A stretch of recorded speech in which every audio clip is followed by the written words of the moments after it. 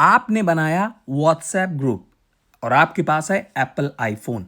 आप चाहते हैं कि सिर्फ आप मैसेज भेजें क्योंकि आप एडमिन हैं और सब शांत रहें, साइलेंट हो जाएं। तो करना क्या है, व्हाट्सएप पे जाएं, जो आपका ग्रुप है आप उस पे क्लिक करें, इसके बाद इसके नाम पे क्लिक करें और उसके बाद जाएं आप ग्रुप परमिशन। ध्यान से देख लीजिए, ग्रुप परमिशन, जी हाँ, सेंड न्यू मैसेज की जगह पे जो है ये ऑन होगा, आप इसको ऑफ कर दें। जी हाँ, इसको ऑफ कर दें बिल्कुल भी।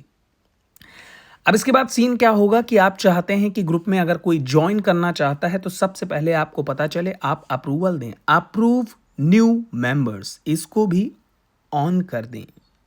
जी हाँ, फिर आप ही राजा हैं अपने ग्रुप के।